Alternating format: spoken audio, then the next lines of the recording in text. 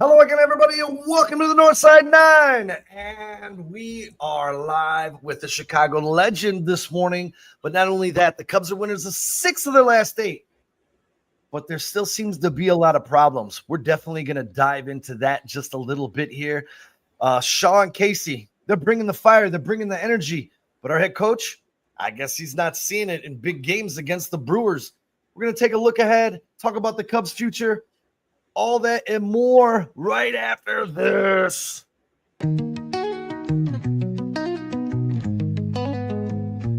Windy City banners rocking 4 stars aligned. Dynasty dreams rise, Bulls in their prime. Cubs curse shattered, the victory divine. Fields be running, clock ticking on my timeline. Shot-town heroes, legends never fade. Black Hawks flying, cutting ice with the blade. White Sox diamonds, the Southside parade. 4 stars shine bright, legacies they made. Mike with the crown, air rain, no dispute. Sweetness in the backfield, Walter in pursuit. Bear down Sunday's midfield, battles cute. Chicago. Hello again, everybody, and welcome back to the Northside 9. And as I said, we have a Chicago legend in the house from 820 to 1160 to 670 to right here on the Northside 9. Mike North is in the house. What's going on, Pappy? How you doing, brother? I got tired by you talking about all the damn stations I've been to, for God's sake. How you guys doing, man? It's good to be on the show, and we're going to have a lot of fun today. I could feel it. You guys are rolling. Yeah, absolutely, man. So before we get into this, what's going on with Mike North? What's he up to these days? Well, you know, I'm handicapping. I'm working at ESPN 1000. In fact, my show's on at 1 o'clock on ESPN 1000 today, live with Carmen DeFalco, and then I'm a partner in the Barroom podcast with my buddy Aldo Gandia, so I keep busy. You know, I get to do what I want because I was very successful. Fortunately, it didn't look that way when I was younger. I said, you know, and then, you know, things just happen. I met my wife, turned things around, and I just had a fabulous career. It's still going. I still not even pretend. I know that, you know, it's like I'm on the street corner when I do my stuff, and it hasn't changed since I was 10 years old. That's the way it is. Yeah, absolutely. And, you know, I have to say, man, this is kind of a very big honor and privilege for me. Because thank you. It's an honor to be on with you guys, too. Thanks, Mike. Yeah, when you first started, when you guys first came out on the Score, and it was Monsters of the Midday with you and Jiggets. Yeah. And then you guys flipped over to the Wise Guys. The Wise Guys was you and Buffon, correct? Yeah, Doug and I, and we had a great partnership. In fact, all the partners that I've worked with, and I mean, for a long period of time, I was with Dan for 7.5 years, and with Doug, with the Wise Guys, and you know, I spent 16 years at WSCR with Fred Hubner, Annie Maxfield, some great people. I mean, the Score was given no shot in 1992, and you know, we were the little engine that could. We had only three shows, and back then you could not basically survive unless you had a 24-hour station or so, we heard. And then it just blew up because the sports is huge in Chicago, and we didn't have a sports station, and all the guys tuned in. I mean, there's an actor named Ike Barinholtz who is in movies like he was on Larry David, Curb Your Enthusiasm. He was in the movie with Seth Rogen and I forget Neighbors. He played the guy's buddy. Well, he grew up in Rogers Park, and he used to sit on his dad's lap, which I found out later listening to me and Dan on the Score. So, you know, you never know who you're going to talk to, who you know you're going to run into. So that listened, and we're still talked about to this day. So it's very flattering. Yeah, and like I said, it's an honor and privilege. I don't know if Kyle, did you ever have a chance to listen to Mike on the radio on the Score? Yeah, I did. I recognize that voice very, very well. So. Well, Kyle looks young. I mean, you know, we started in 92, and I haven't been on. I mean, I'm on once a week on radio now, which I'm one of the only guys left. I mean, yeah, everybody from Howard Stern to Steve Dahl to you know, they've all been on terrestrial radio, but I think I'm the only one, including the guys I was with, Danny McNeil and Dan Jiggets and Terry Boers. So, you know, I'm hanging on in there, you know, because there's been a lot of changes in radio. And somehow, some way, I've just been managing the skirt situations and, stay relevant because there's nothing still. I know we do our podcasts and I love the podcast business because there was no podcast business back in the late 80s. I had to rent studio time at a broker station for $200 an hour.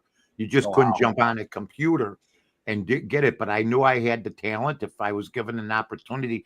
But the only way I could do it, and then I sold advertising to the people that came in my hot dog stand to pay for the brokered time, and it just worked out because I had tape then, and you had 30 different owners back in the day. You had 30 different stations with about 15, 20 different owners.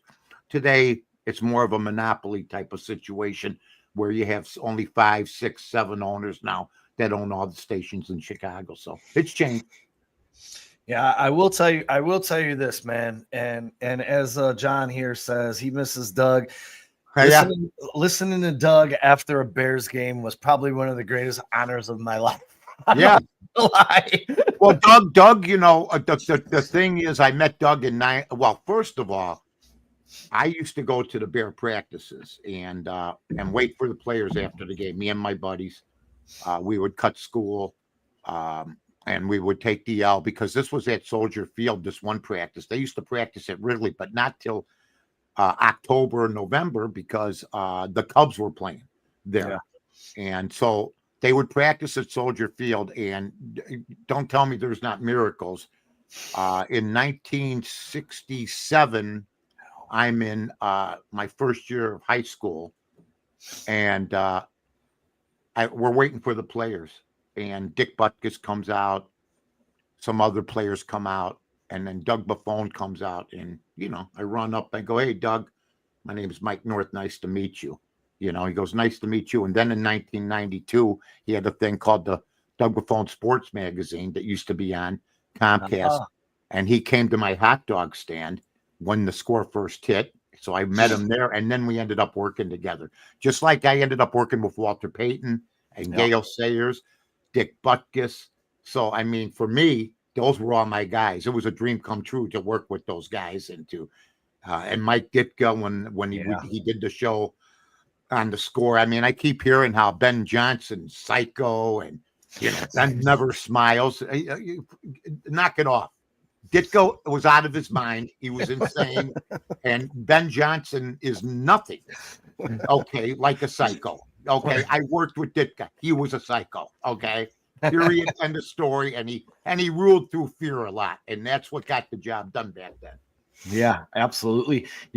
Too, and Kyle, I don't know if you remember this at all, but one of the most emotional shows ever before we get into this Cubs thing was Walter Payton on Mike North's show. Yep. Giving his diagnosis. And I remember listening to that show, and he was crying. It got me started crying. And just what happened after that, everyone calling each other, and like everyone was in tears. Like we were losing a legend, and we knew it. And I shouldn't say it was a great show, because it wasn't a great show. It was a very depressing show, but it was a monumental moment in sports radio. It was a tough show. Yeah, because Walter, me, and my wife Bibi had all become very close, and Dan was close with Walter. He blocked for Walter, Dan Jiggets. Yeah. So we worked with him, and Walter was such a great guy. I mean, he would pull a prank, but he didn't like pranks pulled on him. Okay, and he used to hit the mic when I was doing commercials, or he'd pinch me, just a character. And so I would get even with them. One day I had my buddy take the license plate WP34 off his sports car, and we're on the air, and my buddy holds up his license plate, and he goes, "Hey, that guy's got my license plate." I go, "Yeah, he does." And he goes, "Hey, man, that was wrong." He'd get upset. And then another time we did the Walter Payton, Dan Jiggets, Mike North Score golf tournament, and I had 6 guys show up in a van, and they all jumped out, and they were golfers, but they all had other running backs jerseys on. Barry Sanders, one guy had on, another guy had on Emmitt Smith, and the big one, the one that really pissed him off, a couple guys jumped out with Gale Sayers jerseys because there was like a rivalry and competitiveness. And he goes, "That was wrong, man. Mike, that was wrong. I'm not going to talk to you for the rest of the day. So we became tight, and it just those are good times that you can't replace off the cuff stuff like that. Yeah, no kidding. So it was nice to take a trip down memory lane, but let's take a look at what we have.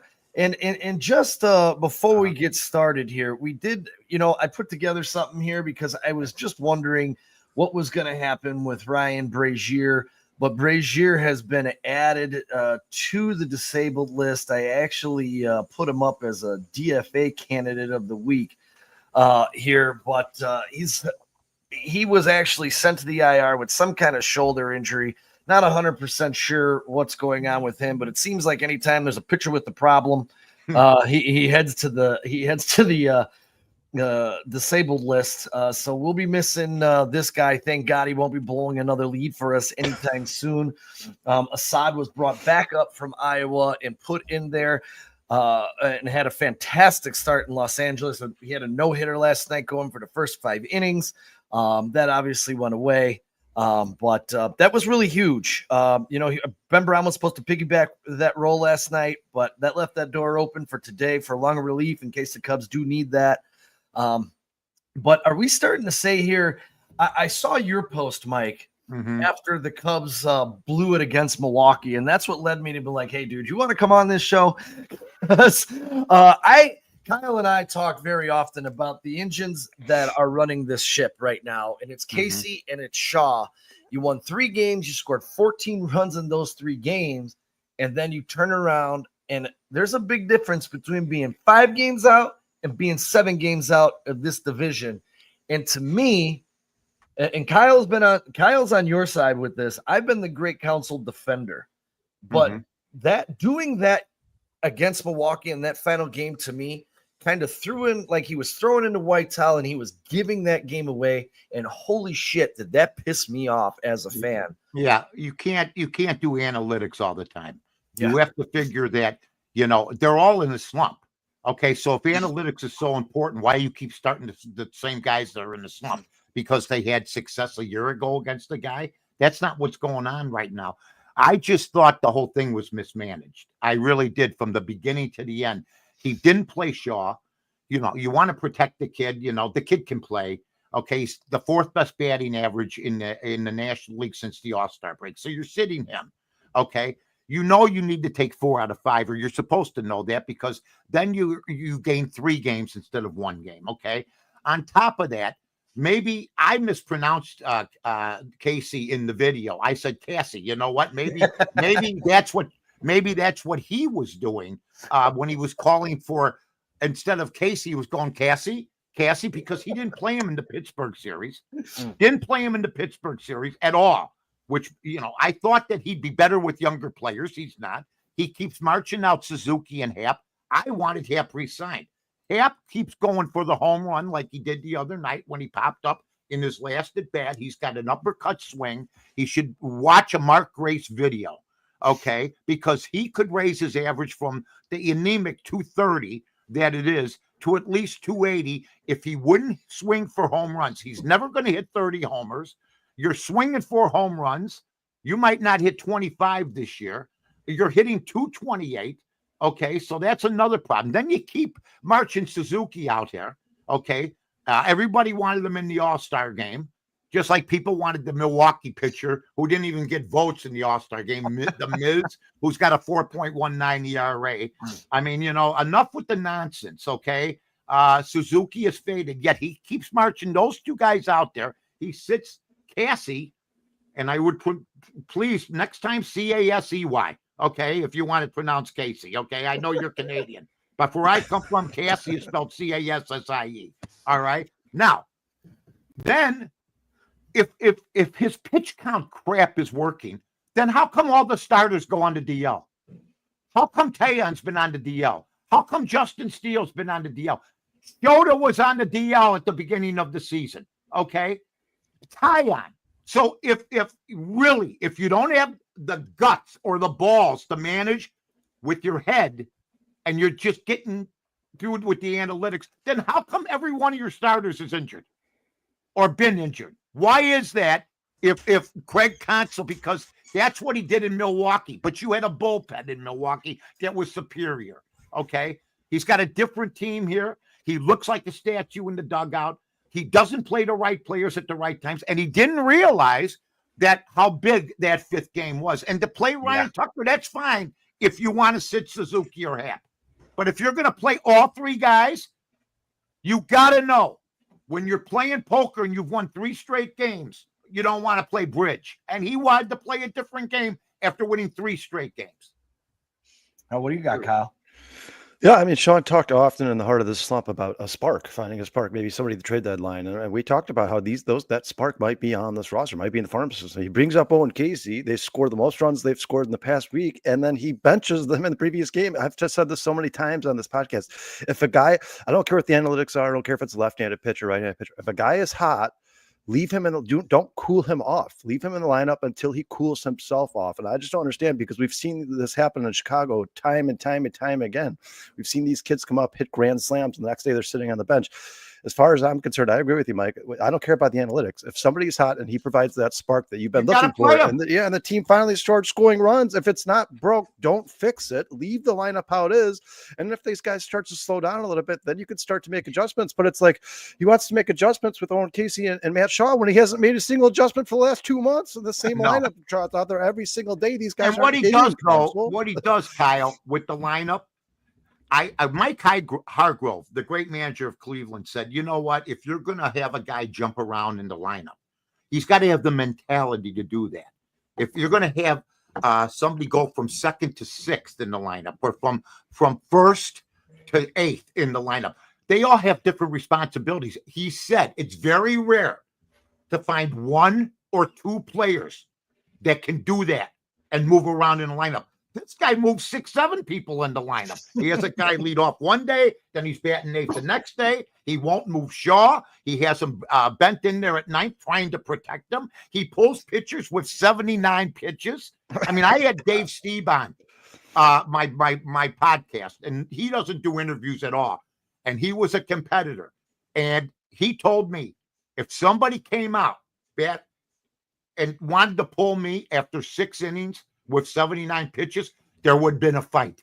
He says that's ridiculous. And that's what this has turned into. I mean, I heard the other day Paul Skeens had a great outing. He pitched 6 innings.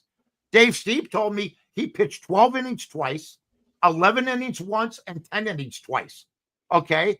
The guy, back then they were trained to pitch big games.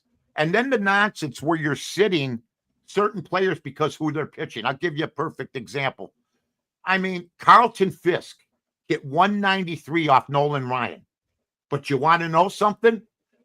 He played every damn game. You know why? He was a superstar. Yeah. And he maybe hit that 1 home run. Hank Aaron hit 215 against Bob Gibson in like 70 games. You know who played every game for the Braves? Hank Aaron.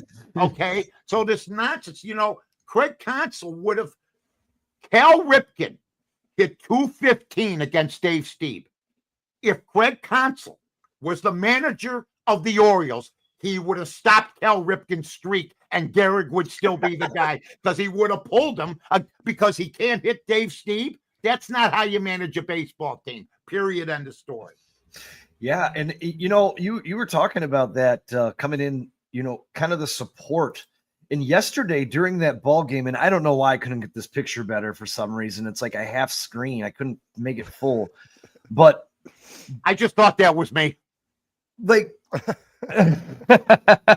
now, let me ask you this. When Suzuki was pissed, and now you guys tell me if I'm wrong. This was not a strike. The first place umpire called it not a strike.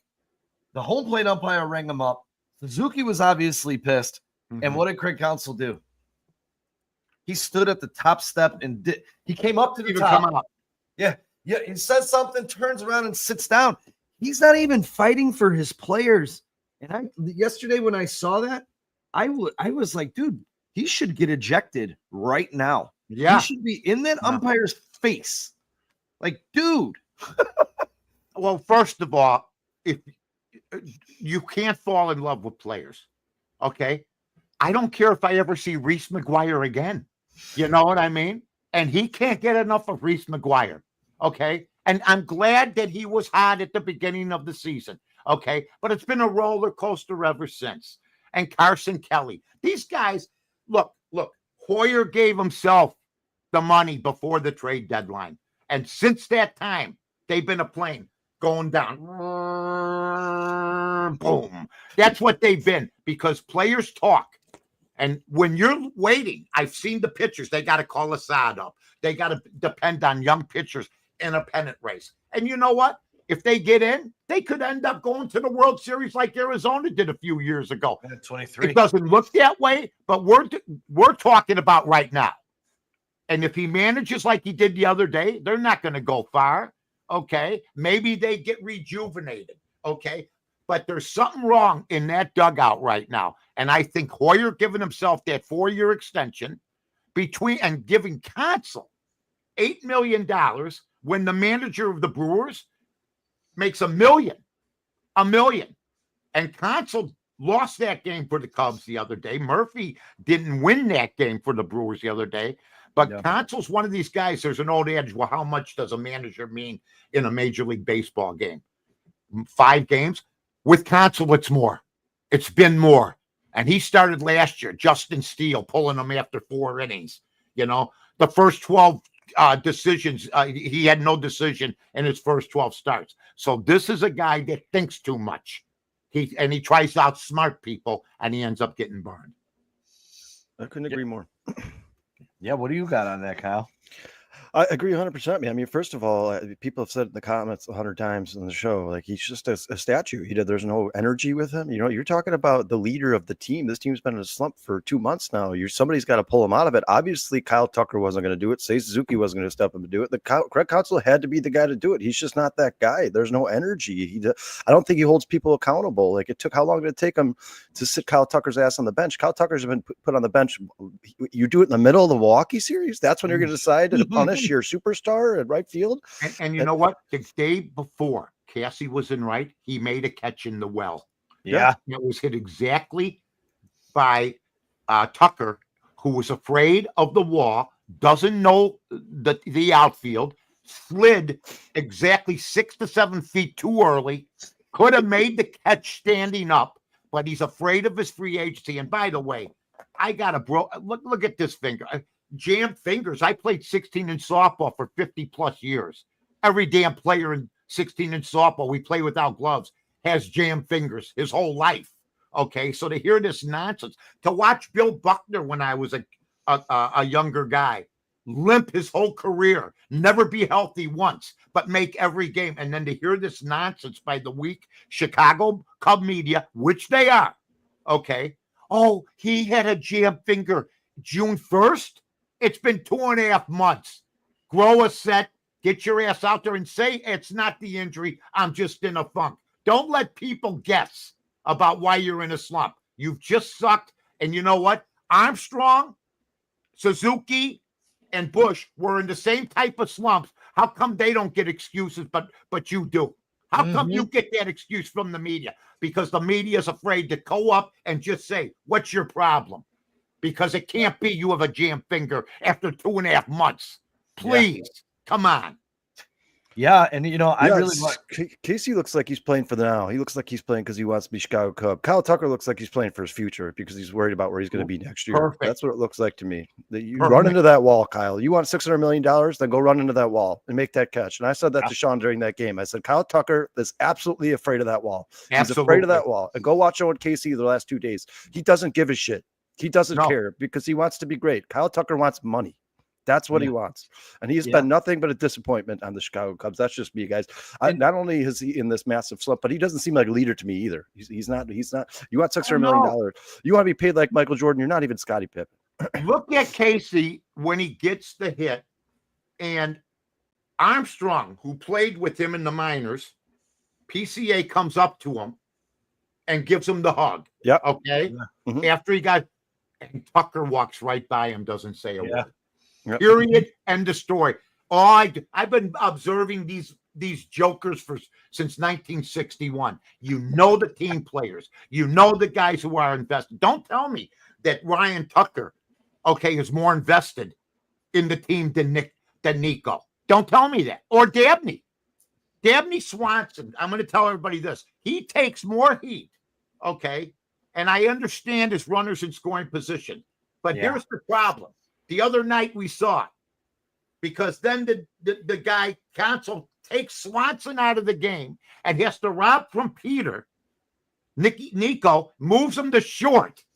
Then you have to put another guy at second. You know why? Because our boy Jed Hoyer did not get a backup shortstop. If Swanson went down for 3-4 weeks, it's over. I don't care what he picks up almost everything. He comes up with some key hits. He's not good with runners in scoring position, but he's been better than 4 or 5 guys in that lineup. And your best athlete is your shortstop. And I hazard to say, if they lost him before the playoffs, they're done probably anyway. But you can't lose Dabney Swanson because he's the only shortstop we got. Period. Yeah. 100%. Well, and true. There's a couple things here. Inside that Kyle Tucker injury, when I put this together because they said he got hurt on June 1st, but did it take a month for the injury to kick in? Because his June stats were fantastic. Yes. It looked like that figure didn't bother him during June. And all of a sudden, guy hit the hell out of the baseball, and you know what? Then he hits a homer yesterday. Does that mean he's no longer hurt? Are we going to hear again the nonsense, the excuses? I mean, I remember the old team photos, 59, 60, 65, 70. It's the ball players all sitting there. And there's one guy with an all-white outfit on, one trainer. The Cubs got nothing but trainers, weight coaches, and everything else, and all they do is get hurt. And has anybody gone up to one of the 3 trainers that the Cubs have and said, what is the extent of the injury of Kyle Tucker? Not one reporter, not one media member. Oh, I think it's still he might be hurt. Be a journalist. Go. I don't know how you got out of school. Okay, I didn't go, so I know what happened to me. But my God, ask a trainer, and I haven't seen that. Not one trainer has said anything about it. You used to have the trainer go, well, he's got to pull the hamstring. He might be about 3-4 weeks, but he'll be back. Right. Now you don't hear none of that. It's all squelched.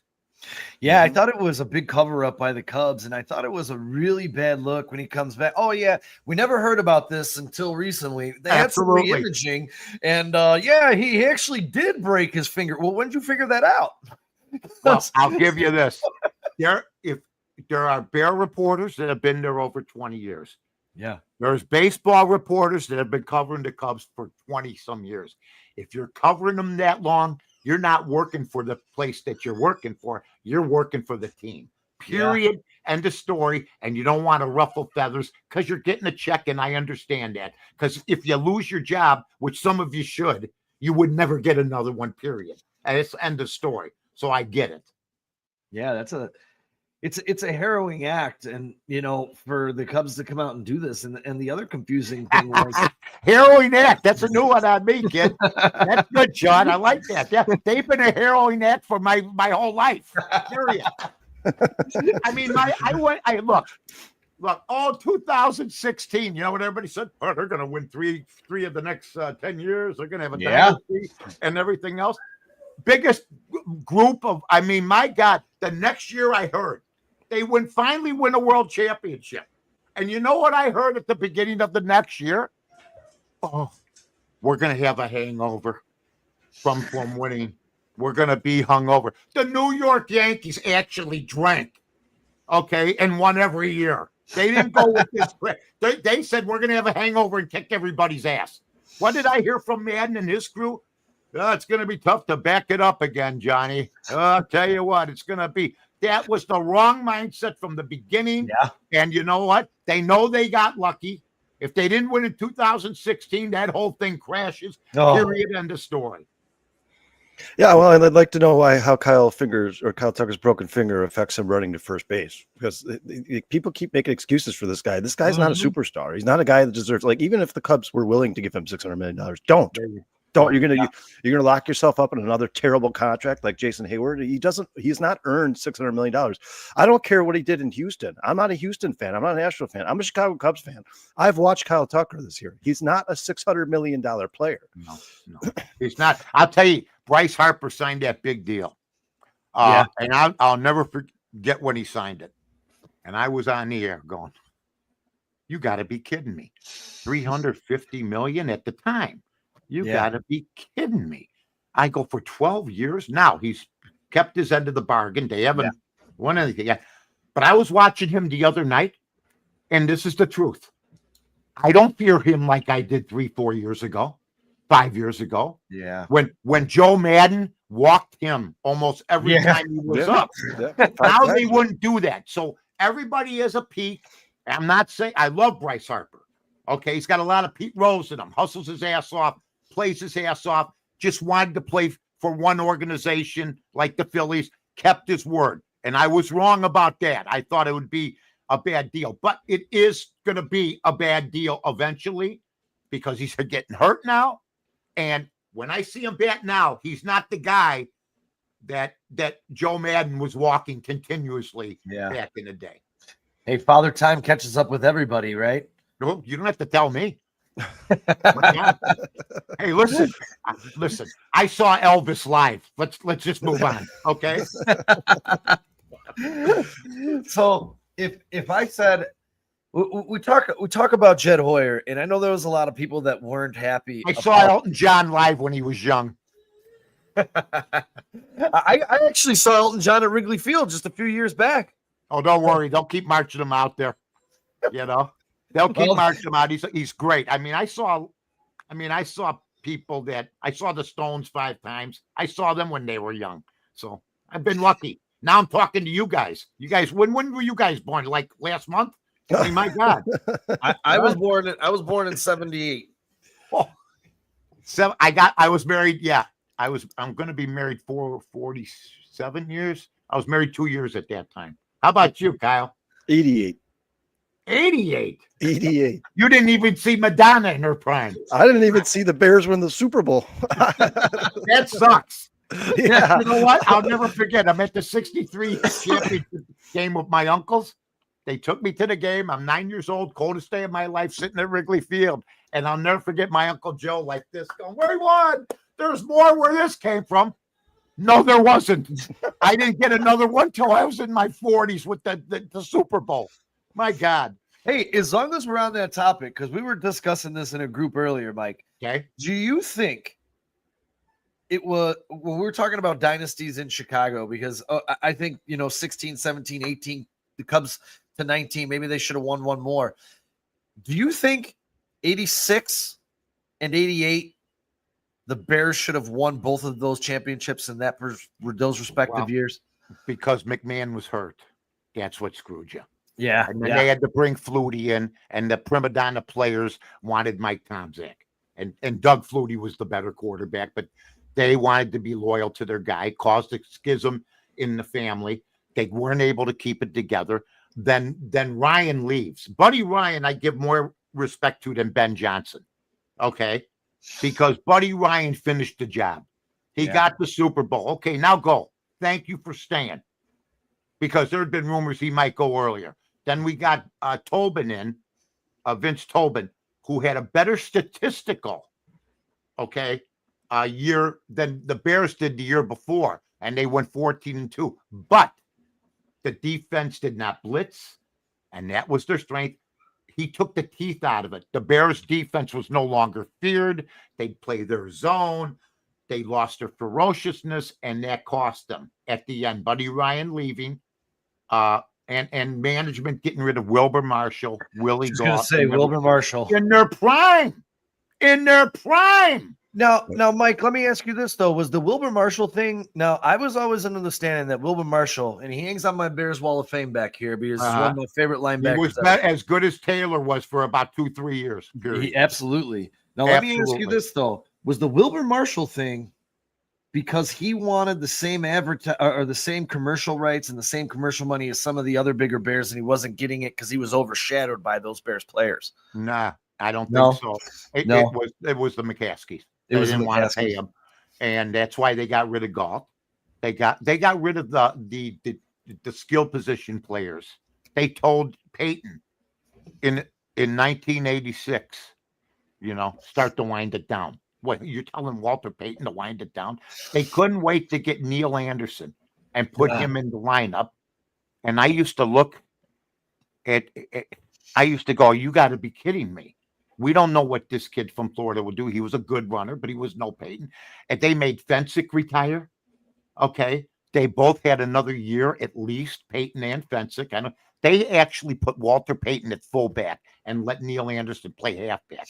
A total disrespect. Insulting. A total disrespect. Insulting. Yeah, it was an insult. So that's what happened with that team. They were dysfunctional. They were selfish. They were jealous of each other. Yeah. Dick said, don't do many commercials. He started doing them. Yeah. I was here. I saw the whole thing. And you know what? The whole thing, they were just like the Cubs of 2016. They were going to win 3-2-3 thing. And that everybody screwed that up. Everybody. And that from the ownership on down. I mean, think about this. And then Jerry Vanisi was 30 games above 500 as a general manager, and they fired him. Yeah. And they just gave Ryan Poles a 4-year extension at 21 games under 500. That's all I'm going to say. You know what? As long as we're on this, because we did. I love when you want to start changing around and stuff like that. You know that. Well, we got the Cubs. We're gonna get back to the Cubs. Anytime you want.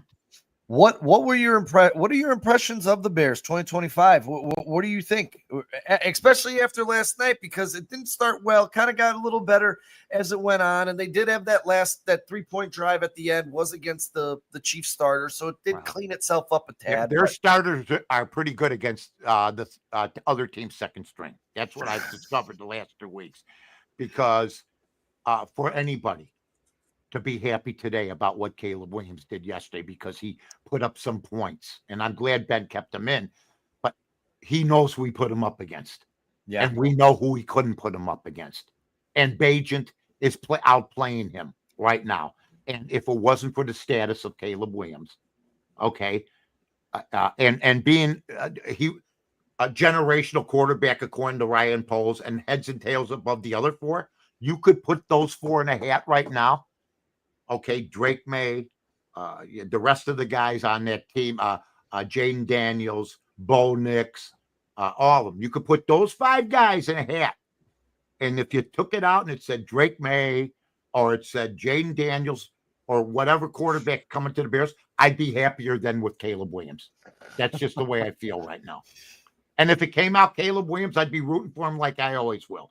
But they screwed up the quarterback thing, and I've never gotten off it. I'm the only guy left on Mitch Trubisky. He went 29-21, got him to the playoffs twice, and they just couldn't stand the success. Sort of like the Knicks with Thibodeau. You know, they finally got themselves into a playoff situation. They said, this is not satisfactory. Let's screw this team up. And and hire Mike Brown. Yeah, and hire Mike Brown, and then we'll bring in Justin Fields for this guy.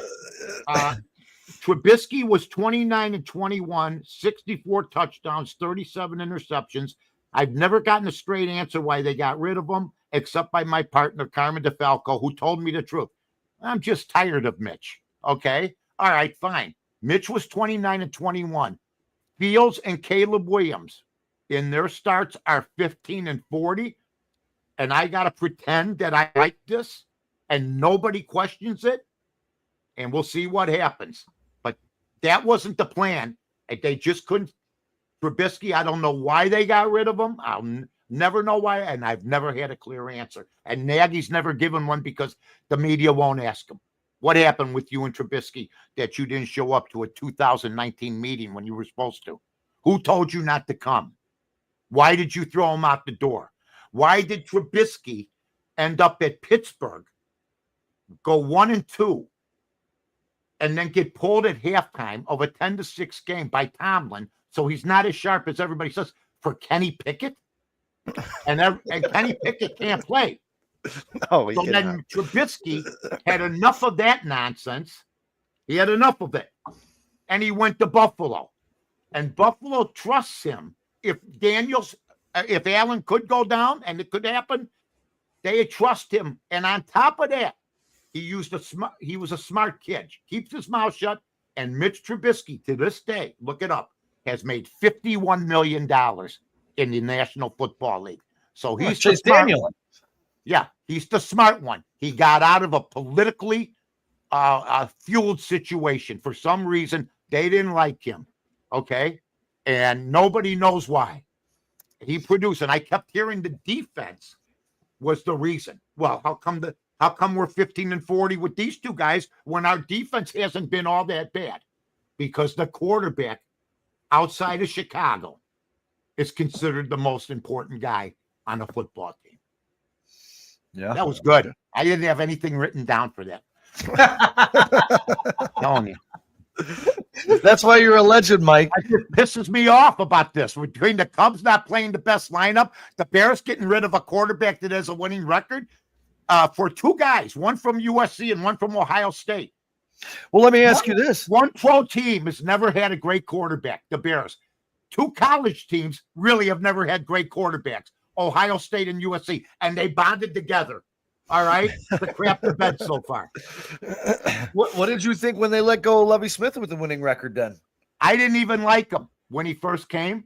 Yeah. He made a believer out of me. And then when he got rid of him at 10-6, I go, you got to be kidding. They didn't make the playoffs, but he won 10 games. Just like the 94 Bears went 9-7, came in fourth. They didn't make the playoffs. Okay.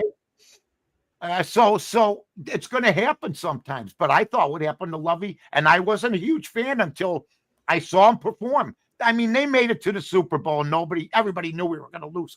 Rex Grossman, we always talk about the quarterback, and maybe this is the problem. We went to the Super Bowl with Rex Grossman. Just look at his stats, folks. Rex Grossman could walk to any bar in this country, walk in, sit at the bar, have a couple of beers, get in a conversation with some people he doesn't know, and they could go, what'd you used to do for a living? He goes, I'm a Super Bowl quarterback. And they go, you're what? He was he came to he used to come to my marathons, my radio marathons for charity. Yeah. And he was like 5'10", even shorter. And he brought a pair of football pants with him. As you know, they come from the waist down to the calf. Yeah. And he goes, I brought you some pants for somebody to bid on. I go, well, whose are these? He goes, they're mine. I never seen a shorter pair of football pants. And we went to the Super Bowl because our team was so damn well coached. Yeah. It was. And you know what? I still can't believe they made it. And they almost beat Peyton Manning. They did. Yep. They did. Yeah, and if Tommy Harris had played in that game, it's probably a better game. But I still don't think they were ever going to beat Peyton Manning. I think Peyton Manning was going to win that Super Bowl no matter what. I panned, and you're right about Tommy Harris, but I panned him when he got drafted, and I knew it was going to happen. He was, I mean, you know, the Bears, even Loveland, the kid, the new tight end, Yeah. he was hurt in college. So, you know, he's had bad shoulders. He looks good. But they passed on Warren, the kid from Penn State, who had 105 catches. So I don't know. Oh, Mike, don't get Sean started. I don't know what you're talking about over here. I mean, seriously, and I love the kid. So hopefully he'll work out. But I'm going to keep my eyes on Warren from Penn State, because that kid, outside of quarterbacking last year, was the best player in college football that I saw. I agree. Well, Mike, I was screaming from the top of the mountains, man. Draft Tyler Warren, please. We had a draft show, and my face went in straight depression mode when it was Colston Lebanon. I talked to Jiggets on the phone after the draft, and we don't talk that much anymore, but I go, what'd you think of the draft? And Dan and I would sometimes disagree. He goes, and I don't think he minds me telling them, tell people this. He goes, man, I wanted the kid from Penn State, but that's so Bears what they did. That's what he told me. That's what he told me the last time I talked to him. So we'll see what happens, but I'm going to keep track because they've done this nonsense before. I mean, I don't know what they were looking at between the two, and they're trying to blame the fact that McCarthy left. Okay. Well, yeah, but maybe the tight end made all those catches because McCartney was there. Okay. So if you don't have a quarterback, and you can ask DJ Moore, if he was still on another team, Ben Johnson wouldn't have grabbed him. Okay, so he's the guy in limbo. Yeah. He had 96 catches and didn't even have 1,000 yards. He's Tom Waddle now. He's Brian Bashnagel. He had not. In fact, they averaged more per catch than he did last year, and it's because of the quarterback. Because before that, he averaged 13 yards a catch, and it's no different than when Allen Robinson got screwed after Trubisky. Between Trubisky and Robinson, he had 200 catches in 2 years, and then as soon as Fields came and Trubisky left, Robinson's career effectively was over. So your quarterback affects other people on the field, period, end of story. So, Mike, you don't have any faith in Caleb Williams being a franchise quarterback? Or is No. he just got to prove it to you? Well, no, I mean, I just said though the other four guys. Do you think that he's heads and tails above Bo Nix? Do you think better than Drake May, better than McCartney, better than Jaden Daniels? I mean, I keep hearing, well, we got Ben Johnson. He's an offensive coach. Who was the best quarterback as a rookie last year? A team that had a defensive head coach named Dan Quinn and a buster as a head coach who couldn't get it done at Arizona and Cliff Kingsbury. So now I'm supposed to give Ben Johnson some leash when this guy walked in, Dan Quinn, as a defensive coach, and Jaden Daniels went 12-5. Okay. So I know what's going to happen. With a pretty bad roster in Washington to debut. Absolutely. And anybody that thinks Jaden Dan and McLaurin's holding out, that's fine. But you know what? He'll come back because sooner or later they wake up. You won't hear any ex-jocks question McLaurin or question Micah Parsons. Okay. Yeah. Because then there'll be guys that are former players that went against their own. Okay. Yeah. But the truth of the matter is Micah Parsons makes $24 million and Dallas was 29th against the run last year. And you played linebacker, my friend. Okay. So you're under contract. Okay. Yeah. You go out there for $24 million. McLaurin.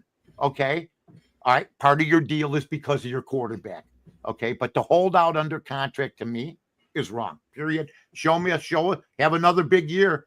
Because the Dallas defense last year was not all that with Micah Parsons, period. And he's making $24 million. Yeah, and they can franchise tag him for 2 years. He doesn't have any leverage there None. at all. It doesn't matter how much he holds out. They can keep him on that roster for 3 years. The next, and 3 years. He'll never make up the money. I'm a product of three, four baseball strikes and football strikes. And if you probably talk to some older athletes today, they'll say, you know what, we never made up that money. Period. Yeah. And we're staring down another baseball strike here in 2027. So, gee, you know what? And all they do is make ridiculous money. That's all they do. And I have said that for a long time. Like Bill Veck said, it's not the great players that are going to be making a lot of money. I'm going to have to pay mediocre players big money. And it turned out to be true. Yeah, they play a kid's game and they get paid a king's ransom. Yep. That's right. Yeah, and as we move, as we transition back to the Cubs, I love when you transition away from things. We're going to transition back here. I want to get your thoughts, man, because we were talking about. I believe it was when the Nationals won the World Series. They were under 500 in August. Then you had it was 23 Diamondbacks, I believe. One of my favorite teams. Yeah, their analytics were against them winning.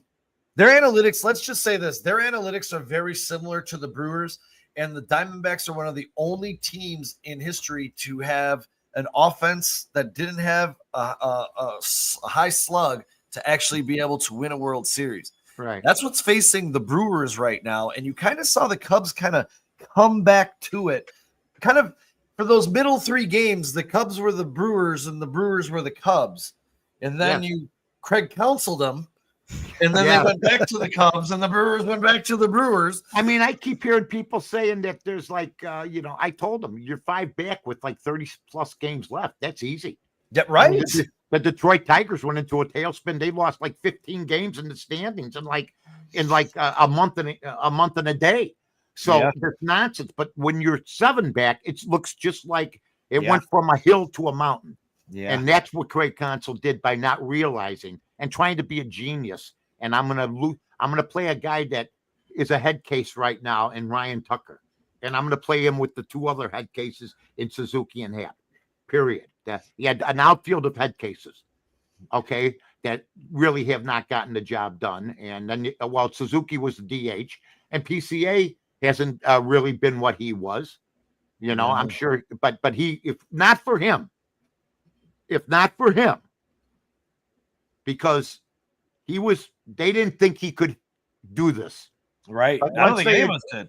Yeah, and once they adjusted and said, don't throw him a fastball and throw him junk out of the lineup, out of the plate area, he'll get like Baez, okay? And he was like Baez for about a month, where he was swinging at 58-foot pitches. Maybe they'll get hot in the wild card and win it. I mean, but I paid, and I've always to describe what's going on now. And there's just too many other teams right now that look better than they do. And Milwaukee ain't playing all that good either, folks. I mean, you know, if not for the manager, the MVP of that series was Counsell for the Brewers. I mean, they probably couldn't believe that. I think Murphy had to look twice unless they were in and say, well, he's not playing this guy, he's not playing that guy. And, you know, and had to look easy. Now, tonight, you have the Giants playing the Brewers, and you got Logan Webb. And I knew Quintana would struggle yesterday because he's been on a roll. How about that? We thought that the White Sox got the upper hand with Eloy.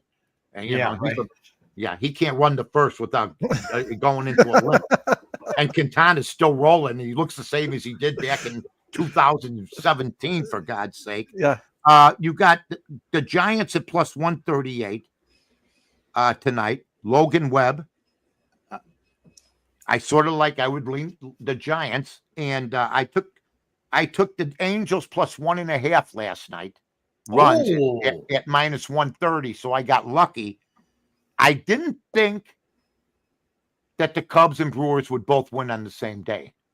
So today, I believe I see something where somebody's going to break out of it, because the Cubs and the Angels, think about this. They got a guy going tonight. Horton's going, I think, for the Cubs, but they got some other guy, Mendoza or somebody with a 5-year. Yeah. And the over-under is 10 runs for a Cub game.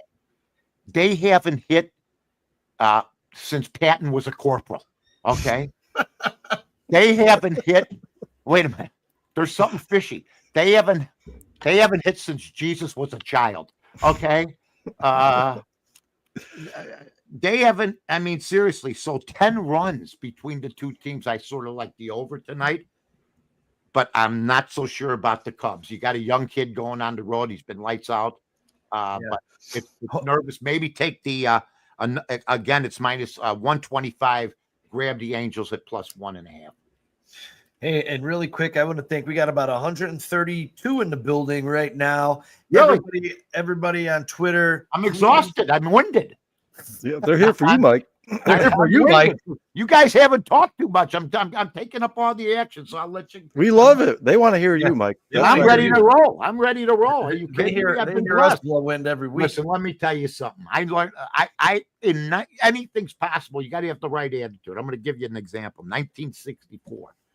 Back in the day when my Italian grandmother and my relatives would get in the 5 cars, and we lived 4 blocks from Lake Michigan, but we went out to Round Lake because they had different. It was out in the country. It was cooler. We didn't have air conditioning, you know, and stuff like that. It was a different time out. And I they had a jukebox on the bandstand, and it said Satisfaction, Rolling Stones. I put it in 1965, and they're still here. So anything is possible, man. And the guy's still at the top of his game. So you got to shoot for that goal. You know what I mean? And by the way, your podcast is good. Oh, thank you, man. We really appreciate that. Guys are really something. I was right. Mike. Yeah, you've been working, and you're doing it out of love more than anything. Yeah, 100%. We were just a bunch of Chicago sports fans who got sick of talking to each other. The podcast has replaced the street corner. When I remember hanging, and my buddies, I just hooked up with them the other day. My grammar school buddies, there's like 10 of us left out of 18. And we used to hang out on the corner and argue, this is how old I am, who's better, Bill Melton or Ron Santo? You know, how come why are we playing this guy? Why did we pick up Candy Maldonado? You know, I remember when that was my first big hit on the score. The Cubs were gushing about a guy named Candy Maldonado. And I remember Candy. And the first thing I said is, why would you pick up Candy Maldonado? He wasn't that good with the Giants. And that was their big splash. That was their big splash, period, end of story. Yeah. Ours was Willie Castro. Yeah. They think Willie Castro's Rod Carew. I know. They sat Shaw and played Willie Castro at third base. My God. I mean, he got he's got the whole look, and he had a big homer for us in a game. But come on, let's get the reality here, you know? Yeah, and maybe there's something behind Medras here, because he was supposed to pitch tomorrow, but they moved him up today. He's rocking a 554 earned run average with the 185 whip. The Miz? To this Medras guy that's going against the Cubs today. He hasn't lasted in an outing more than 4 innings, and he's given up a few runs in those innings. So maybe they're expecting the Cubs bats to explode. The bats got to explode tonight. I'm looking at the 10. Our guy has been great. Okay, so I'm looking at the 10. I go, wait a minute, is Hack Wilson back? I started looking through the paperwork. Is Banks back? What happened here? We don't have big boppers walking through that door.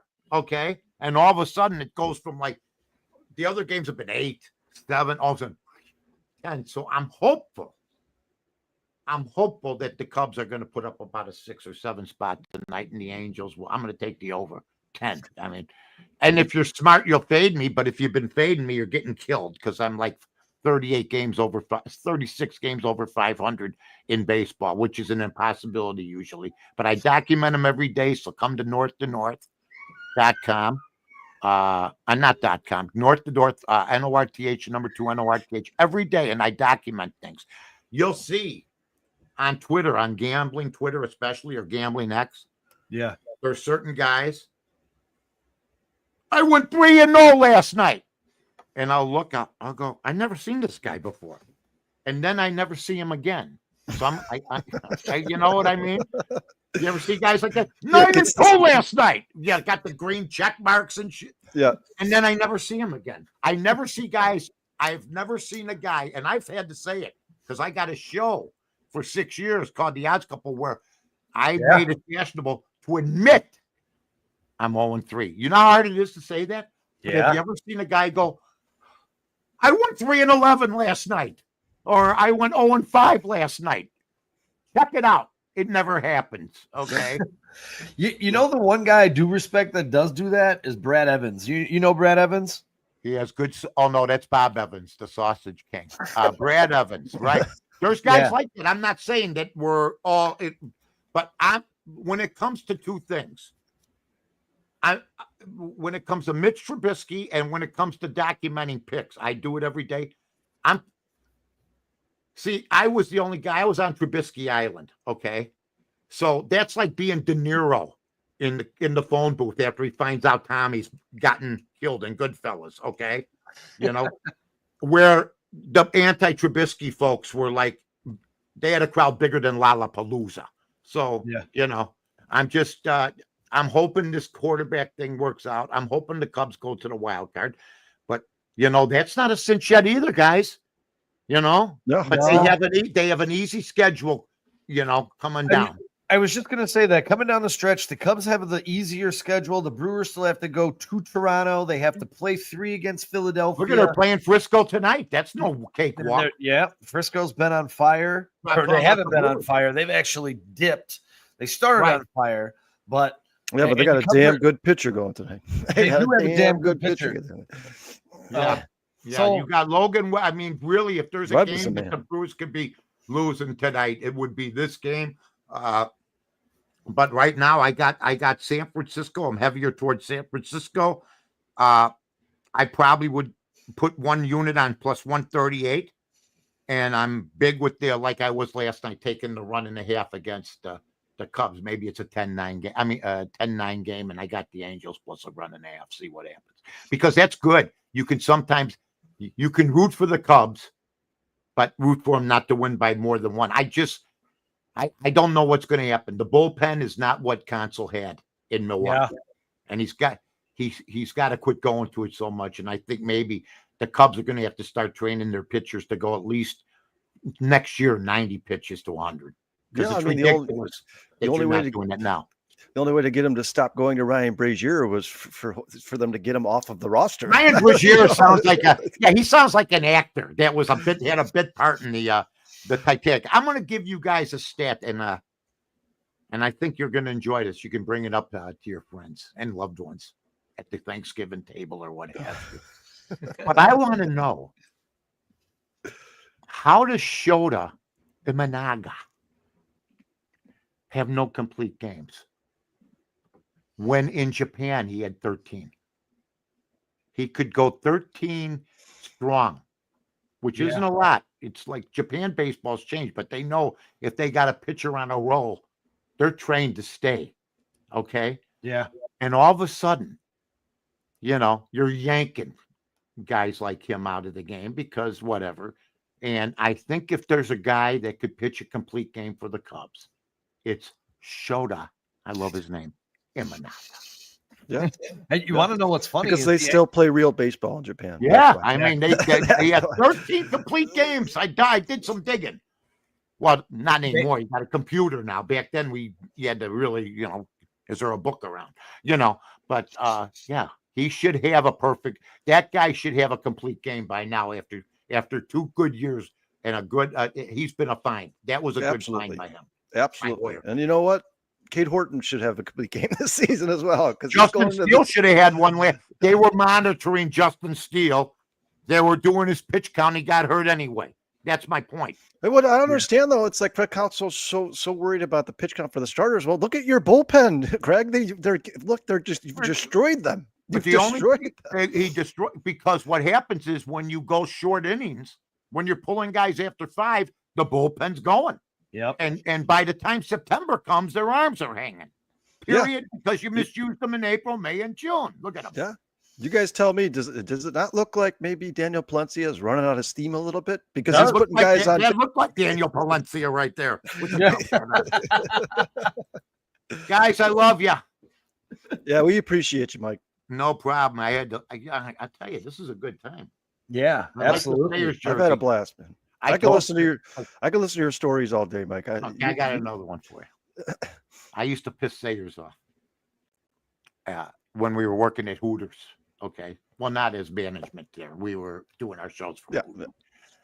And we'd be sitting there during a commercial, and I'd look at him, and we were so close. I got invited to his birthday party, the whole ball wax with his.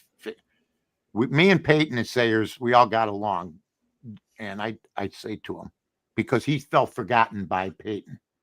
Okay. He felt forgotten because of Peyton. Because Peyton was like, but Sayers was great. Okay. And I'd go, Gail, were you better than Barry Sanders, you think? And he'd go, I'll tell you what. You tell Barry Sanders he's going to live on the south side of Chicago in 1965. And when he plays in the game, it's going to be rock hard mud with the mud painted green. Okay. And then you tell me I'm going to play at the Silver Dome in 72 degrees in a dry track. And then we'll see who the best player is. He says, because I'm going to tell you right now. And I laughed at him at the time, but I know it's true. Because I saw him play in mud. They couldn't even play with them in mud. And he had 22 touchdowns or his rookie season. Yeah. But I do know this, he told me. And he told me this. He goes, OJ would not have been the first guy to have 2,000 yards in 14 games. If I played at the Silver Dome in 7 games, I would have gotten 2,000 yards in the 60s. That's what he told me. Yep. He said, tell Barry Sanders to go play outdoors. Just like he used to tell me, go tell Peyton Manning to play quarterback in a cold weather site and not in a dome. And we'll see if and he brings up a great point. Okay. How good a card player are you if the table is outside and it's 20 degrees, okay?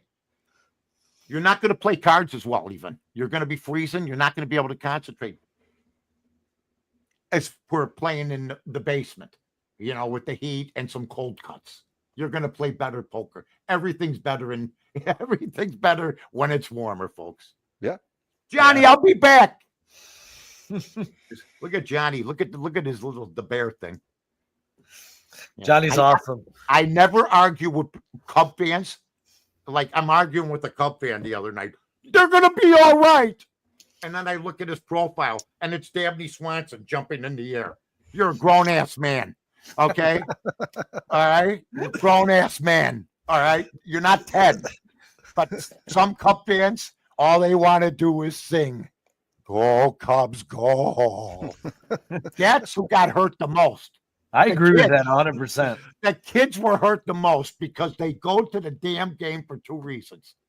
Free food from dad and mom or whatever. Good seats, which we never had. But if they don't sing Go Cubs Go in this time, I guarantee you 2 out of 3, even the guys, cry. Okay? All right? And even the other day, Tyson Bagent cried, okay? Because he signed a $10 million deal. Give him all the respect in the world. Yeah. When I signed my big deals, we went out, got hammered, and celebrated. Okay? I mean, I didn't do that. I said, we got it made now, BB. And then he brought up that his dad in high school didn't have running water. My dad was in the Audi home when he was in high school. When I signed my deal, I didn't say for my dad who was in the Audi home when he was 14. Okay? Because apparently they had running water since. All right? Guys are crying all the time. Be happy. When I signed, I got millions of dollars to do radio. You signed the biggest contract in ever as a local personality history. I don't want to get into the money, but I made millions. I didn't go.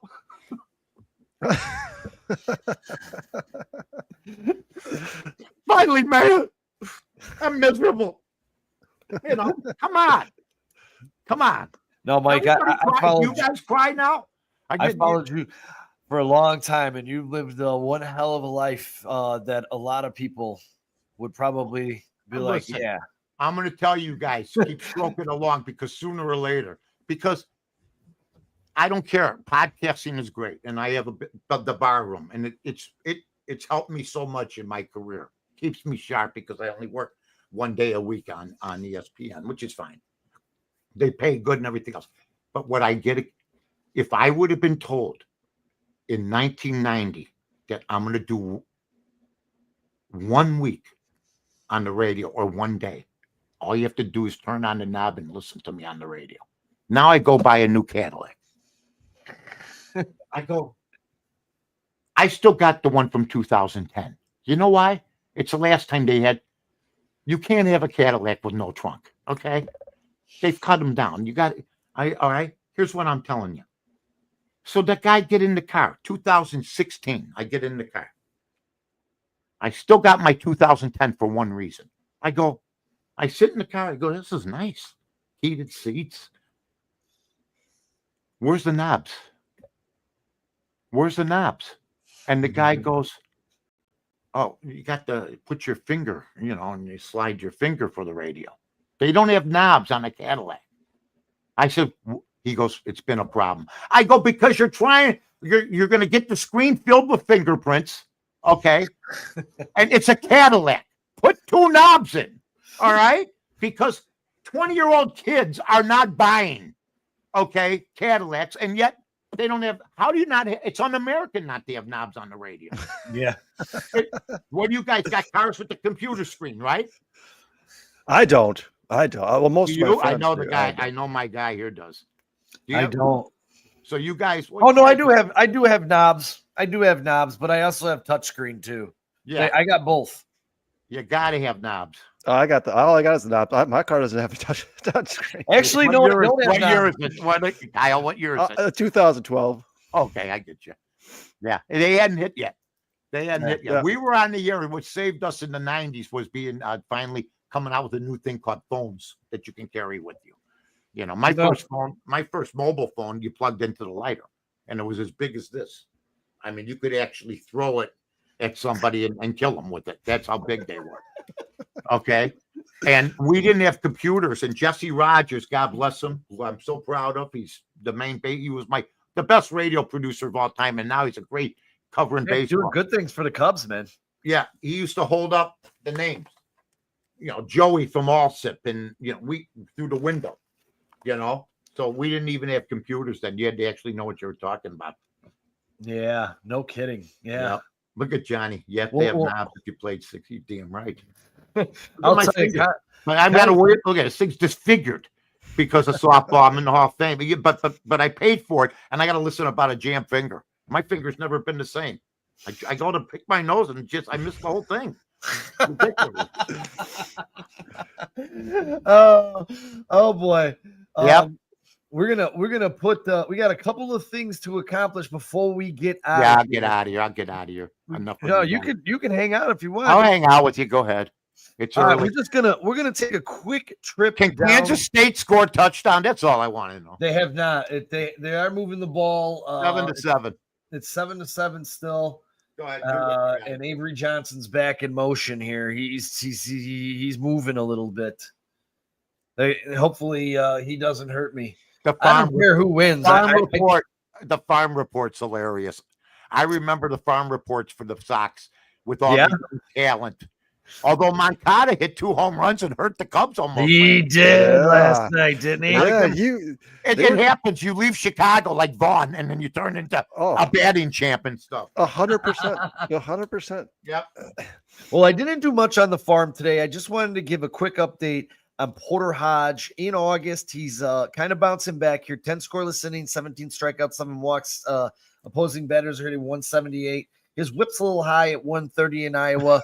But we may see him back here shortly on the big squad. And also Connor Noland, 36 innings pitched through August and July, having a great month. If we're looking for some people that we need some help, Nolan was on the bump yesterday, had a fantastic performance, 6 innings, 6 hits, 1 earned, 5 strikeouts. His name is Connor with Nolan. Another guy that we can hopefully get up here pretty soon. Mike's not a big fan of the minor league system. You know why? You know why? Not because of you guys. It's what the White Sox did for 4 years, building up the rebuild. With whenever. Well, what do you think of that? Don't you think they did it right, and their fans did it right? No, I thought that the rebuild was for what happened. The misjudgment of talent is the most disastrous thing I've ever seen. One of them. Are you talking about made it. And you're talking about the old rebuild, not the current rebuild? Well, that's the problem. They just keep playing you around. You see what you're indoctrinated. Right? You're sitting in the street with a sign now. You don't know why, but you're sitting in the street with a sign. Okay. I mean, I heard about Eloy for 2 years. I talked to people from the Cubs organization that were relieved when the Cubs got rid of him because they knew he wouldn't be healthy. They knew it then because he was getting hurt. And then Moncada, heard about him. The first thing I read, he's doing a music video. Okay. All this nonsense that I heard. Shields, who was the kid in right field for us last year for the White Sox? He got traded to San Diego. The white kid. What's his name? Who was that, Kyle? I don't remember. The White Sox? He played first base too. Okay. Was it Shields? Who was it? 21? We forgot already. I don't follow the White Sox that closely. Yeah. Well, anyway, the guy sucked. Okay. Everybody that they brought up sucked. And they traded Chris Sale, who we weren't going to win. You know who bought into the rebuild? Steve Stone. Okay. Yeah. Who never in his younger days would have bought in. Okay. But I figure, what the hell? You know, you're going to go and take the company line, which was a shame. They're still telling us how good Luis Robert's going to be. Like, guys, he's there now. He's there right now. He's there right now. He doesn't look very good. Yeah. He doesn't look very good. No. And he's not going to. What do you think? Look at PCA. Look at PCA. How come Robert hasn't done that? What PCA? Exactly. Come on. You either got it or you don't. How long does he get? 10 years? When is it going to happen? Believe me when I tell you, kid, you haven't seen nothing yet. They're going to be waiting to. I mean, seriously. The one thing about, like, I'll give you an example. I knew Jay Cutler was never going to be worth a damn because Denver does not get, back in the day, did not get rid of good quarterbacks when they were 26 years old. Yeah. The Bears fell for it. I went through 5 years of hell watching this guy, this puss face. That's what he had. He had puss face, always sad. And then they gave him a 3-year extension for $118 million total for 8 years. And I had to sit through that crap. And that's the Chicago way. They always choose wrong. Period. Don't you think the White Sox kind of did it right though this time? These prospects, I like them better because they actually got a guy that's done a good job as manager, and they're playing a better game of baseball. The minor leagues were a shambles. Lance Lynn said last year, not only is this clubhouse a shambles, but the minor leagues are bad. You had Contreras running the minor league, the Latin American system. I mean, quit giving jobs to your former players and your buddies, okay? And take care of the future. I do like what they're doing. I will give you that. But I've been through this rebuild thing forever. So, you know, and it's become a part of Americana as far as Chicago's concerned. Yeah, the Cubs had a 100-year-long rebuild in Chicago. The Cubs. Absolutely. And, you know, they play the game. They got rid of Burley. Okay. They said he's finished. He pitched 4 more years with Toronto and above 500. They got rid of Chris Sale. They said, you know what? He didn't want to be here, but he pitched 7 more years and he's got a Cy Young. They got rid of Crochet and let him dictate terms, but they didn't want to pay him what he wanted and they got rid of him. It's in a pattern, guys.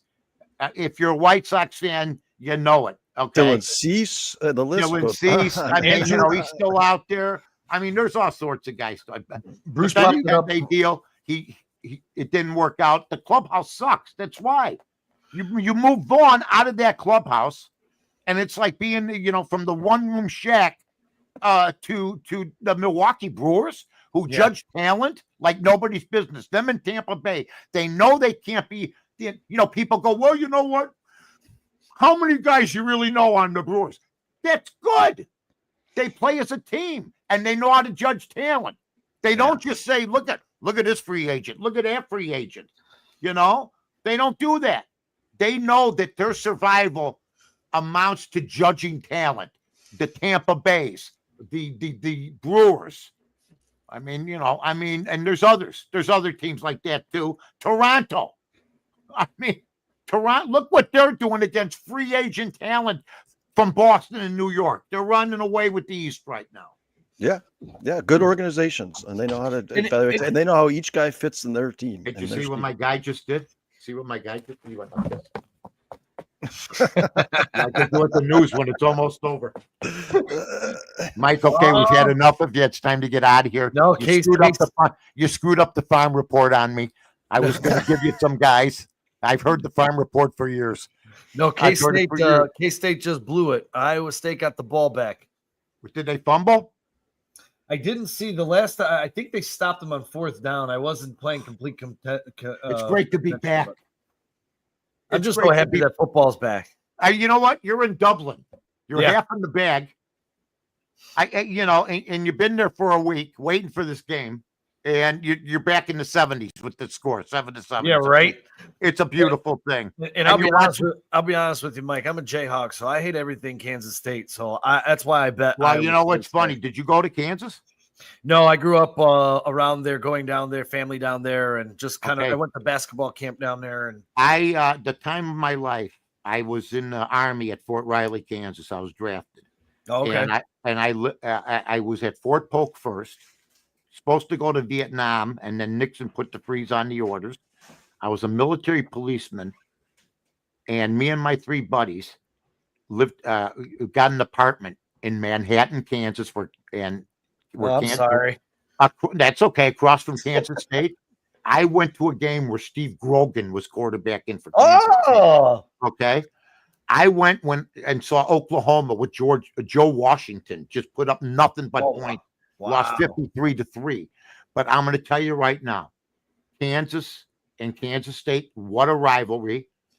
Basketball, I used to hang out at a bar called Kites in Manhattan, and you'd have all the pictures of the guys that went pro, and people like that. It's great living out there, man. It was good time for a year and a half, Yeah. Mike, I spent 5 years in Johnson County, right 30 minutes outside of Lawrence, Kansas. I know it's great. A lot of farming, a lot of corn-fed girls. Good time. Yeah. It was awesome. It was good time. Did you ever spend any time in Lawrence? Never. That's but I spent time. They had a place in Kansas called Tuttle Creek Dam, and where all the college kids went. And back in the day, you could tell we were in the Army because our hair had to be shorter than the kids, right? Yeah. But the college girls liked the Army guys. The college guys, it was a different type of story, but they didn't give us any trouble. But you could sense when you walk into a different area, and we lived in the college town. We had the time of our life. It's a good living out there, man. Well, Iowa State is on the move, and I need them. All right, I don't want to hear the bad news. So, okay, well, I hit the button by mistake. So I was kind of messing around, and I hit God damn it. I hit the fucking button. I put 100 on two-teamer on Kansas State or Iowa State plus the 3 and Kansas minus the 12.5 tonight. But laying in the box, I forgot to take Kansas minus 12.5 out as a separate another $100 single bet. So now I'm in these two games for $200 by mistake. But it is what it is. Hey, sometimes you win those. I'm hoping it's going to be a good Saturday night. Yeah. So good luck to you, my friend. I've been chasing the same dollar for 55 years, but I'm kicking ass now. Do you have Kansas covering tonight?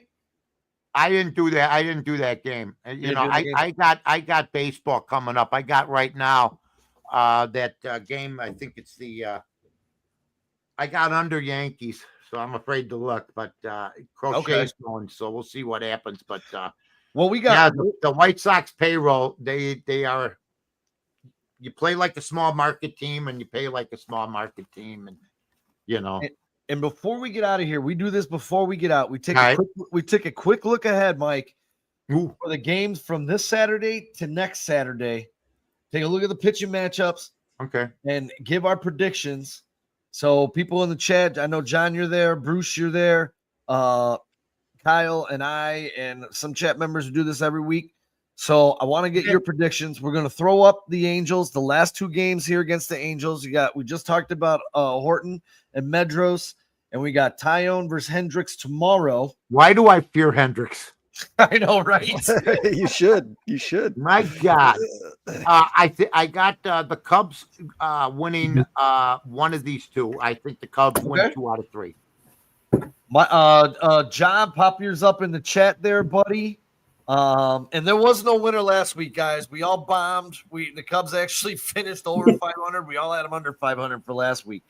Kyle, what you got? I'm taking the Cubs in the sweep for the weekend. Yeah, I'll say 2-0. I'll say 2-0. I'll take 2-0. Bruce is 2-0. John's Kyle's 2-0. And John's 2-0. All right, Mike's on an island all by himself. It's okay. I'm used to that. You know what? You gotta stick to your guns on things, and you know what? We'll see what happens. Verlander and Boyd. Boyd gets himself in trouble, but he gets out. But he has not been as good the second half. That's for damn sure. Verlander, for some reason, one of the best, if not, a great player. Would have been as good as Clemens if he juiced himself up. No doubt about that. But I'm looking at Wisenhunt and Ray. I like what Ray's doing. Shota against Webb. I'm gonna say the Cubs win 2 out of 3 of this one too. 2 out of 3. Yeah. I am with Mike on this one. I'm giving the Cubs 2 out of 3. Yeah, so am I. I agree. Bruce? I'll take 2 out of 3 too. Yeah. 2 out of 3. Let's just hope they take 2 out of 3, and we'll be happy to get out of there, Yeah. Oh, Brandon's in the show here. He's got a Brando is jumping. Brandon. And Sean, John's got 2-1 too. 2-1-2. 2-1. All right. And then, man, we're going to the pits after this. Although I love this state because the other half of my family does live out there as well. My uncle's a retired firefighter, 50 years in Denver, Colorado. There you go. Oh my God! Look at those Colorado ERAs. Yeah, this is going to be an interesting series. They can hit though, and they got young players. But yeah, I mean, the Cubs. This is where you're hoping to gain ground. Okay. Yeah. These are games that you guys are right. I mean, they should sweep. Yes. These games. No doubt. But I mean, look at the pitching, and you're playing a veteran ball club in the Cubs, and it's no different than when you were in a slump, whether you're bowling or whether you're playing softball or what. You always knew who was coming up if you were in a slump, and if you were playing a team that was sort of easy, your confidence all of a sudden gets a little bit better. And I think that's where the Cubs have been hurt a little bit. They do struggle against certain teams. Mike.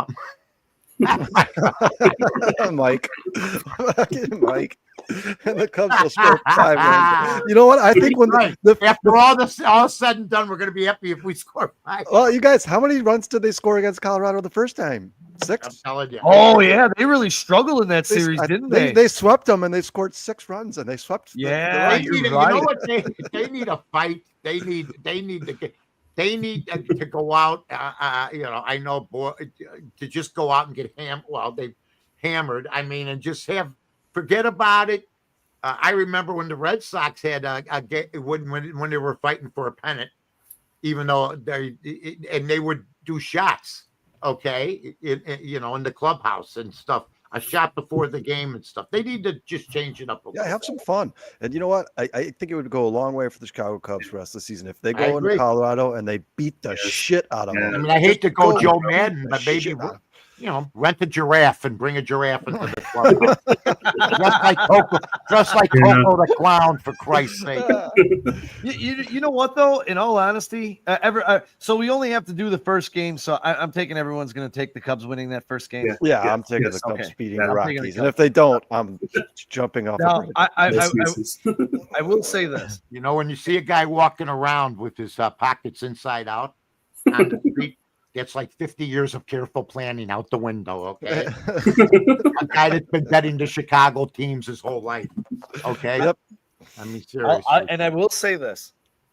During this little slump that the Cubs have been in, which not little, it's been about 6 weeks. Yeah, a quarter of the season. Hey, Kyle, I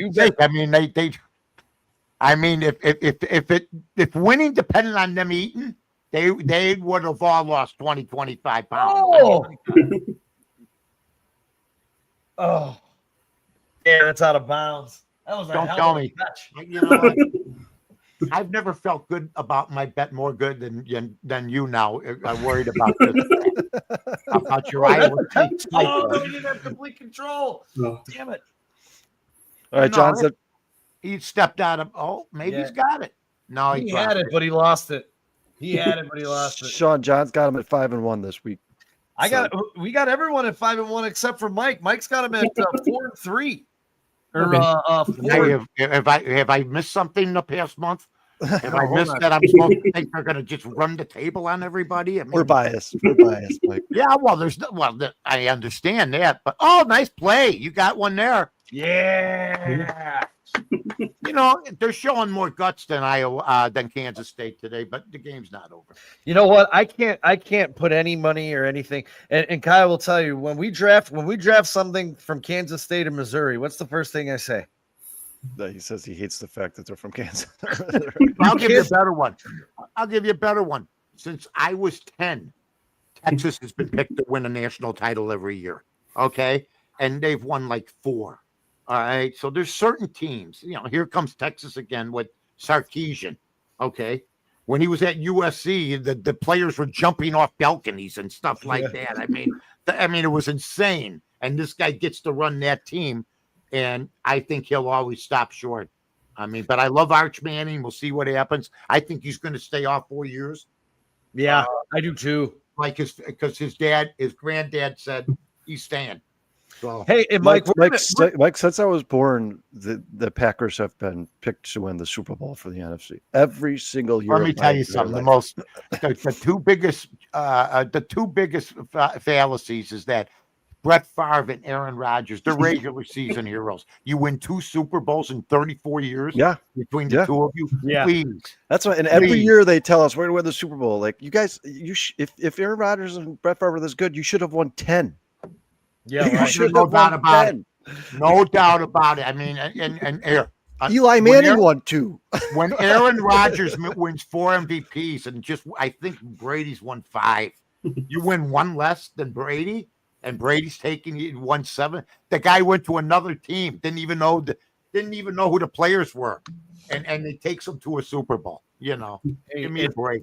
We got to give Mike a big thanks for hanging out with us for an Tell hour you and what, a I'm half. going to take a nap. This is ridiculous.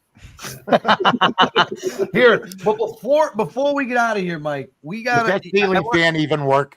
Was it what? Does that ceiling fan from my buddy right here below you? Bruce, does Oh, your Bruce, ceiling fan Your work? ceiling fan work? What's up? Does The the ceiling fan work?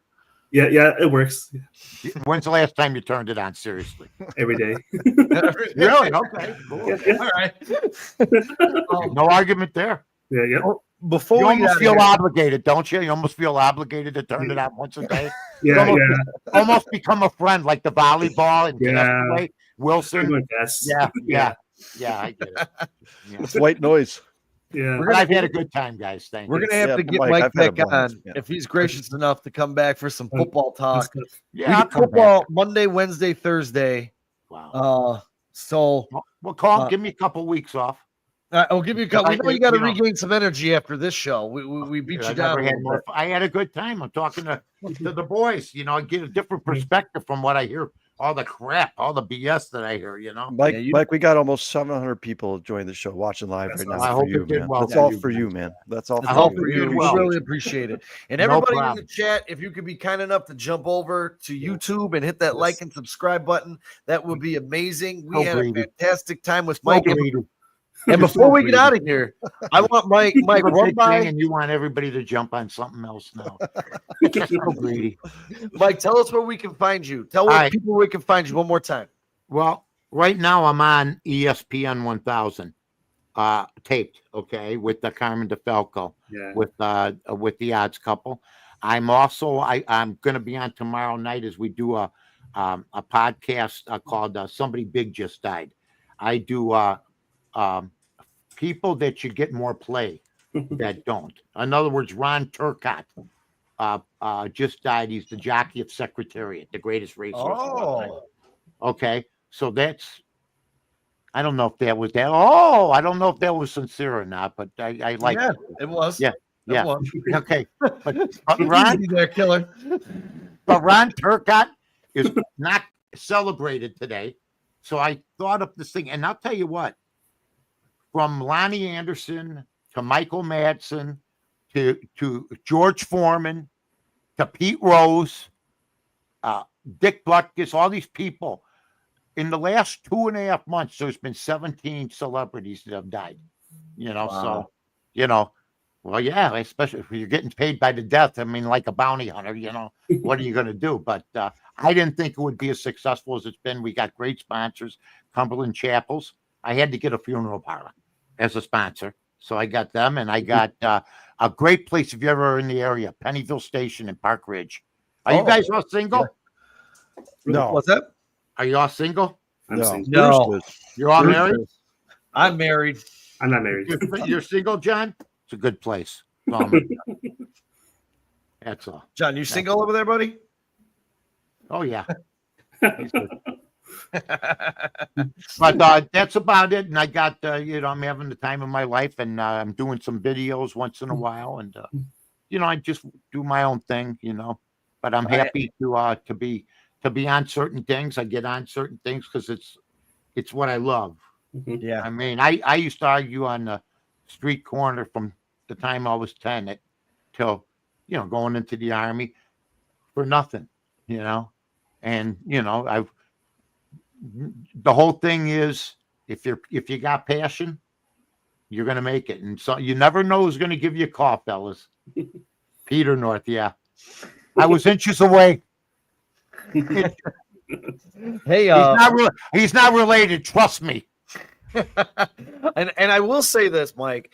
The golden age of sports talk radio was when you guys were there, Well, and I'm not thanks, saying buddy. that because you guys Thank were because you're on the show today. No, Growing- I'll be honest with you. The guys at the Score that started it, we know Yeah. what we did was monumental. And Absolutely. I just got the Lifetime Achievement Award Mm-hmm. from Barrett's Media, and there was a big crowd down at the Cultural Center downtown. Yeah. And so I know what this whole thing. I didn't get into radio till I was 39. So if you ever think you want to do something, I had 3 hot dog stands, and I worked for the city, and I was in the Army, and I went to acting school. I played junior college ball. Just keep moving, and what? Sooner or later, you're hoping something hits. Yeah, and you know what? That's what we're kind of doing here, man. We're just trying to be real good fans that we don't have the talking head media bullshit. And that's the one thing that I think is working for us here. Well, that's why podcasting's become so much bigger, because no politics. When I was first on the one station, we had no teams. So now if you're covering the team now and you're at a sports station, it's a little bit tougher. Although there's a way to talk about them compared to the way I used to talk about them. I mean, and there was no social media when I was rolling. And if there had been social media when I was rolling, I probably would have lasted a year. You got that right. If I am lucky, I would have lasted a year. You know what, Mike? That's why I loved you, man. Because Thank you, man. You were uncensored, you were unfiltered, and you said what we wanted to hear. And I had a boss that had my back. That's another important thing. Dan Lee. I remember I wanted to, and Jeff Schwartz and people like that. And I would go up to Dan Lee. I go, I want to do this, or I want to do that. They go, okay. And there'd be very little stuff because we were bringing in money and we were bringing in ratings, and they were all music guys to start with. That's the amazing thing. And they did Seth Mason and Harvey Wells. All these people did such great hires, Ryan Gleason. So that was a special time. But yeah, those days are gone. Those days are gone. Yeah, they are. And you know what? I'll be honest. I look for podcasts now, and we have a nice community, with Windy City End Zone, Bears Country Podcast, a couple other, and that's kind of where I go and rely on my sports, because the age of sports talk radio is dead. I will tell you, and I've said this many times, the one person that I really still do like on the Score is Layla Rahimi. I really, really like her. She is amazing. She's always on point, and she is she keeps it political, but she gets her point across trying not to be political. And I really appreciate that about her. She's I met her one time at the TV station. And that was a hostile place by some towards me because it was owned by the teams. And I was pushing a product, and I came in there, and she was absolutely the nicest person I met in that place. And that you don't forget, because from the club, I remember I stopped going to the clubhouse. I go, if you guys got a problem with me, now I don't have a problem with you, but if you got a problem with me, come by the studio. Yeah. So I remember Trace Armstrong calling me after, he was a Bears #1 pick, and he from Florida, good ball player. Once he left the Bears, but he was a solid kid. And he's an agent now, big agent. Mm-hmm. And he said to me one time, and I give him all the credit in the world, but he walked right into it. Or I got lucky with the line. You get lucky with a line. He said, if you don't watch out, I'm going to come down to the studio and kick I remember your this. ass. And I said, yeah, well, I'll just get a blocker and you'll never touch me. And I just came out of my mouth just like that. But I got so many stories, and that's why, that's why we got to have you back, man. This was great. We did Kyle and I. We did Kurt Becker and Doug Plank. We've sat. I them love and Doug had them Plank. on We're the good podcast. buddies. Doug and I are good buddies. And I remember Kurt Becker before he turned into a 190-pound looking wide receiver. He was like 270 with the Bears. You know what? When I get to interview you guys and get to hear these stories, especially because they're my childhood through my teens and growing up into my 20s, you know, when I fell in love with sports, I mean, you guys are the reason. And as John said in the chat here, you know, you guys meant a lot to us as fans. Well, back you meant a lot to us too. I So- mean, the people that I still remember that called Patio Steve, Cleveland Mhm. Mike. We started the moniker thing. Cleveland Mike. Wow. Yeah, I remember these people. Raphael from Berwyn. Some of them not. I guess some have passed away. But from '92, I mean, it was word of mouth. Yeah. back then. Yeah. If you saw a movie and you started talking about the movie, there was no social media. Word of mouth. And our station was word of mouth. And people wouldn't get out of their cars because we stood up to the power. And there had been nothing like that. That's why the papers are. I mean, when I was a paper boy, I was 12, 13 years old. I had a 250 paper route every day, 4 o'clock, 5 in the morning. Back then, Tribune, Sun-Times. One guy got the Wall Street Journal. The papers were thick. Now Yeah. they're like pamphlets. I mean, Mhm. and that's because they never changed their way of doing things.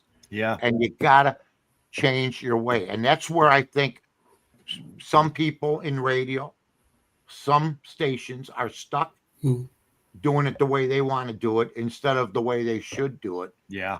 And some are moving on.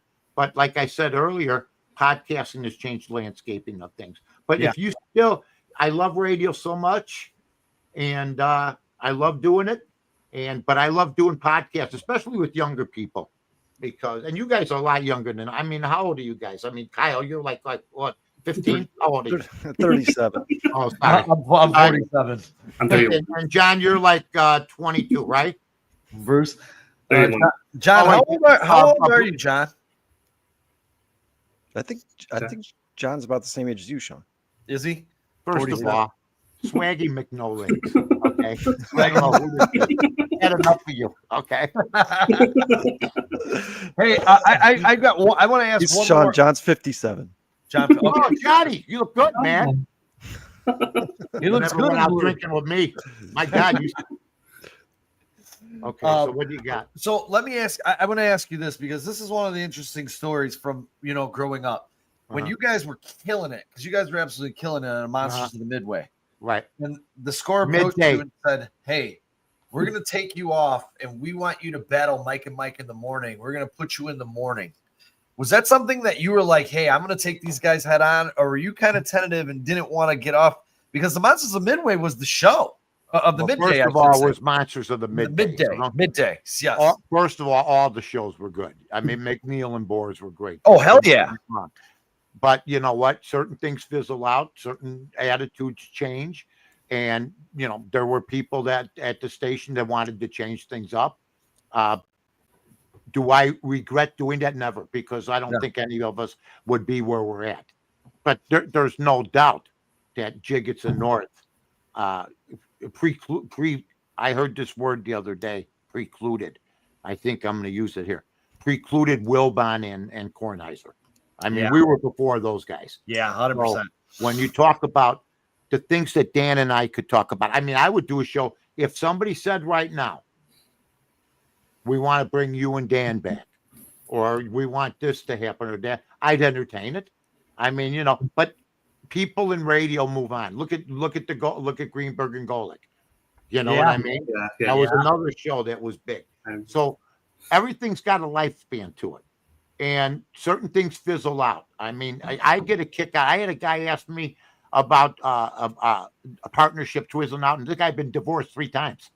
The guy's asking me about a partner. You and Fred. I go. Wait, you've been married and divorced 3 times. You're talking about fizzled out. That's a fizzled out partnership. I'm still friends with everybody.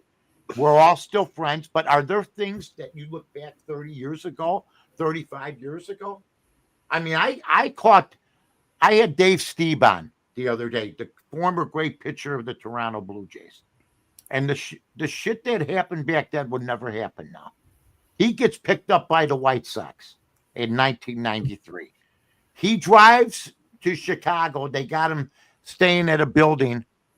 14-14. Anyway, staying in the building next to Lake Point Towers. Somehow, some way,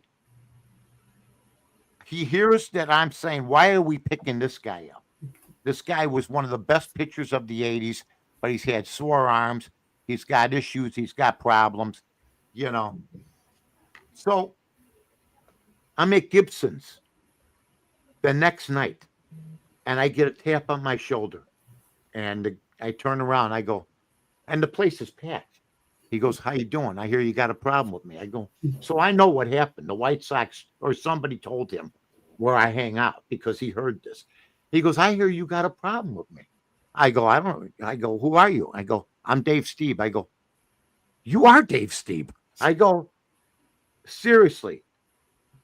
I go, I don't have a problem with you. First of all, this is weird here, but I said that you're basically done. Am I wrong?